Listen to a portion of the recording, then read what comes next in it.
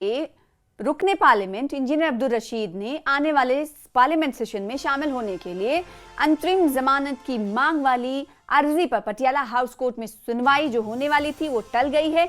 NIA ने जवाब दाखिल करने के लिए कोर्ट से वक्त मांगा है। अब पटियाला हाउस कोर्ट इस मामले पर 21 नवंबर को सुनवाई करेगा। पहले आपको बताएं कि ये सुनवाई 26 नवंबर को सुनवाई करेगा, पहले ये सुनवाई 21 नवंबर को होनी थी।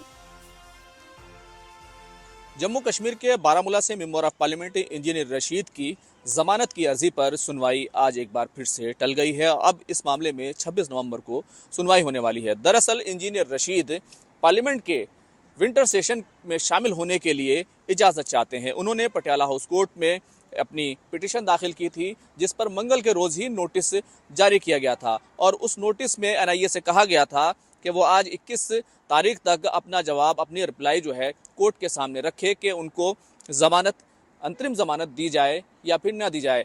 हालांकि एनआईए ने आज कहा कि वो मज़ीद वक्त चाहते हैं और उसके बाद सुनवाई टल गई है। लेकिन अगर इस पूरे मामले को देखें तो जो पार्लियामेंट का जो सेशन शुरू होना है वो 1 दिसंबर से 19 दिसंबर के तक के लिए पार्लियामेंट का सेशन चलने वाला है। पार्लियामेंट का सेशन शुरू होगा और उसमें इंजीनियर रशीद चाहते हैं कि वो वहाँ जाएं और अपने जम्मू कश्मीर से जो मुतालिक मुद्दे हैं उनको वहाँ पर रखें। इससे पहले भी उनको जो इससे पहले सेशन हुआ था पार्लियामेंट का मानसून सेशन, उसमें भी उनको 12 दिनों के लिए इजाज़त मिली थी।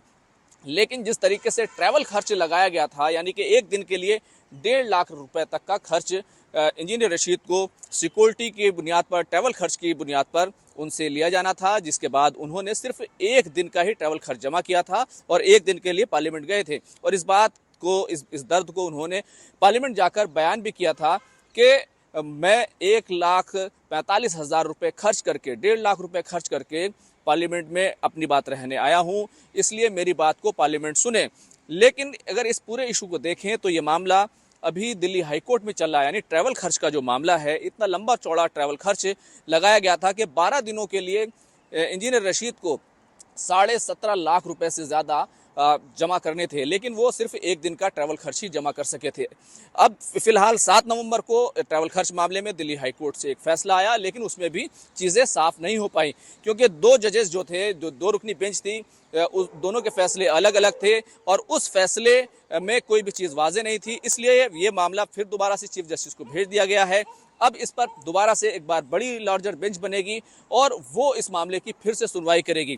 लेकिन सबसे बड़ा सवाल ये है कि इंजीनियर रशीद हमेशा ये कहते हैं कि जब पार्लियामेंट सेशन में शामिल होने के लिए उनको इजाज़त इसलिए मिलनी चाहिए क्योंकि जमहूरियत और लोकतंत्र यही है कि जो भी नुमाइंदे होते हैं वो पार्लियामेंट में जाते हैं, अपने लोगों की बात रखते हैं और जो भी पार्लियामेंट में कानून बनता है उसमें वो हिस्सा लेते हैं, इसलिए उनको इजाज़त मिलनी चाहिए। लेकिन दूसरी तरफ एनआईए हमेशा इस बात की मुखालफत करती है और ख़ास तौर से इस बात की मुखालफत करती है कि इंजीनियर रशीद को ज़मानत या फिर कस्टडी पैरोल बिल्कुल भी ना दिया जाए क्योंकि उन पर टेरर फंडिंग जैसे संगीन आरोप हैं।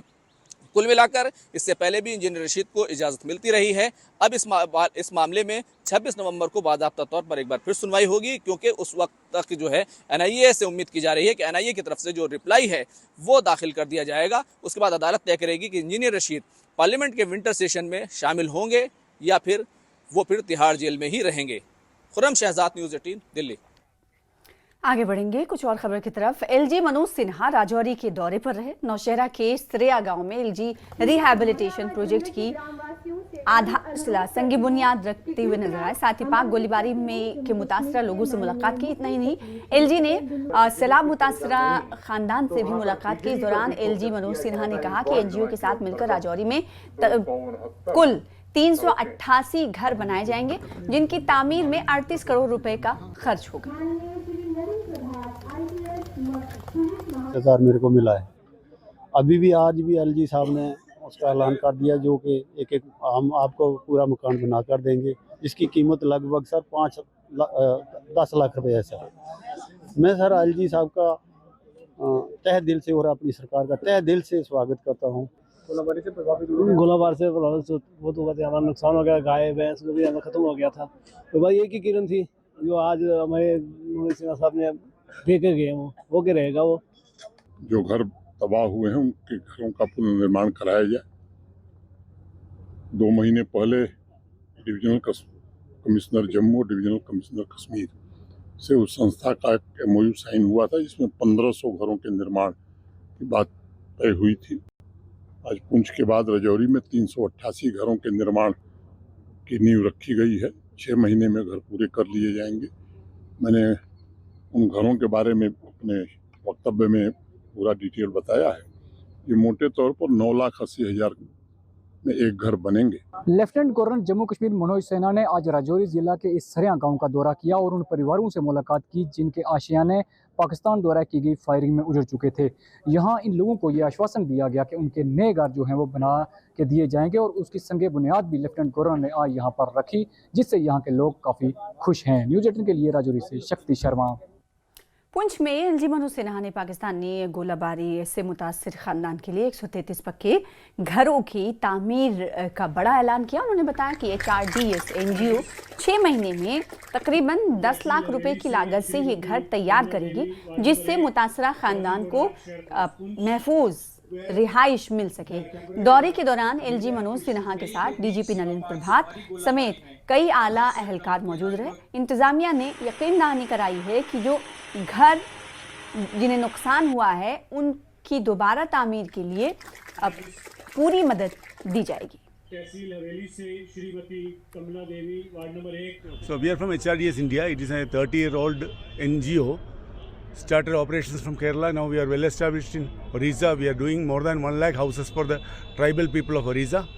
And now we have an agreement with the government of Jammu Kashmir to construct 1,500 houses for the people who have lost houses during the Operation Sindoor as well as the last flood in Jammu and Kashmir area. And now, of course, you have heard from Lieutenant Governor Ji that we have to construct more houses. जब हमारे पड़ोसी मुल्क ने गोलीबारी की थी, कई लोगों की जानें गई थीं, कई लोग घायल हुए थे। उस समय प्रशासन मुस्तैदी से लोगों के साथ खड़ा था। जो 14 लोग बिछुड़ गए थे उनमें 13 परिवारों को सरकारी नौकरी आदरणीय गृह मंत्री जब आए थे तो दी गई थी, और एक बच्चा था जिसे आश्वासन पत्र दिया गया था। SDRF की तरफ से जो सहायता अनुमन्य थी वो सहायता भी दी गई थी।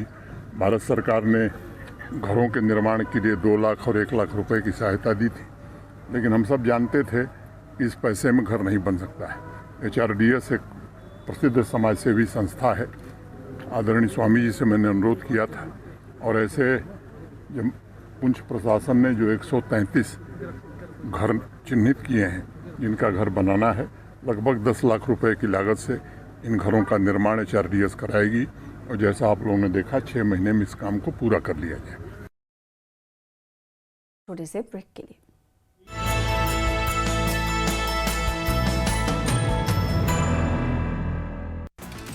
घर अलॉटमेंट प्रोसेस पहल का उद्देश्य क्रॉस बॉर्डर फायरिंग के प्रभावित बॉर्डर एरिया और निवासियों को तुरंत राहत प्रदान करना, पुनर्वास प्रक्रिया में पारदर्शिता सुनिश्चित करना। एलजी ने कहा, डिजिटल प्लेटफॉर्म के माध्यम से राहत और पुनर्वास कार्य तेज, प्रभावी और जवाबदेही तरीके से किया जाएगा। जम्मू कश्मीर में नवनिर्वाचित विधायकों ने ली शपथ। बडगाम से PDP के नवनिर्वाचित विधायक आगा सैयद मुंतजिर मेहदी और नगरोटा से भाजपा विधायक देवयानी राणा ने ली शपथ। स्पीकर अब्दुल रहीम राठर ने दिलाई पद और गोपनीयता की शपथ। नौगाम हादसे को लेकर हाई लेवल कमेटी करेगी धमाके की जांच। धमाके की जांच के लिए हाई लेवल कमेटी।